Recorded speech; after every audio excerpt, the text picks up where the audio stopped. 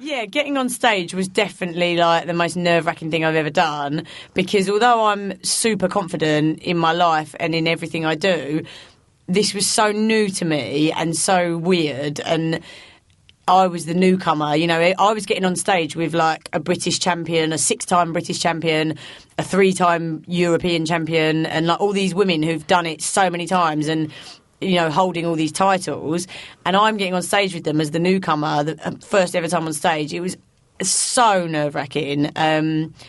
But you know, that said, I loved it, and obviously I'm over the nerves now. I'm competing again. I'm in training now for my next competition. So I bet it's non-stop, isn't it, when you get in the sort of swing of it? Well, good for you, you know, because you are so you did sort of change careers, as it were. Yeah. And you were up against the best of them and still did it. So you'd be a good one to answer this, because Angela has just announced a New Year resolution to get fit and promised that for charity she will do the Chester Half Marathon. But the thing is, she doesn't have a lot of self-motivation to get to the gym.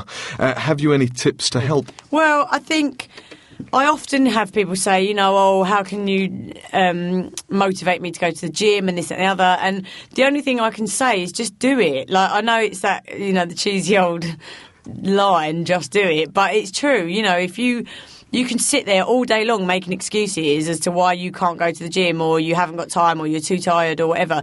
But I promise you that once you've been and you've done a run, or you've done even a power walk, and you don't even have to go to the gym, you can do it around town, you know. Once you've done it, you will feel better.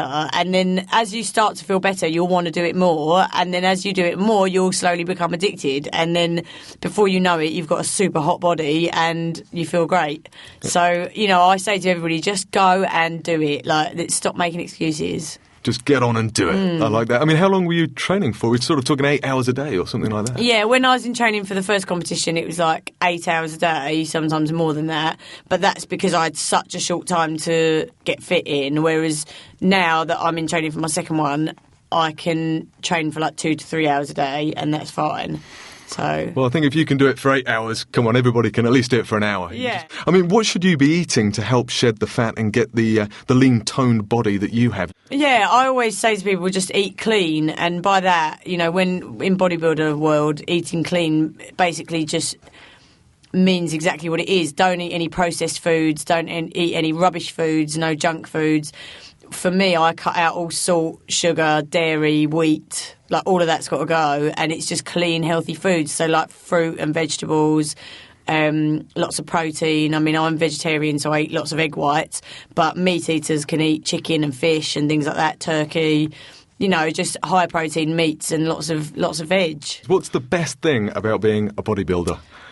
For me, the best thing about being a bodybuilder is just the fact that I have never felt so good. I've got so much confidence, and I'm the happiest I've ever been. You know, I love my body and I love myself, and I've just found like an inner peace with it. Like, I don't know, it's like I've grown up and just found this amazing sport that I'm addicted to, and that, you know, completely satisfies me in every way. You know, I have to live my life to the full, and I feel like I'm doing that with bodybuilding. Oh, excellent. And lastly, and I'm not sure that a guy should actually be asking this, but do you still feel feminine? Yes, very much so. Like, I'm 5'2", I'm 8 stone.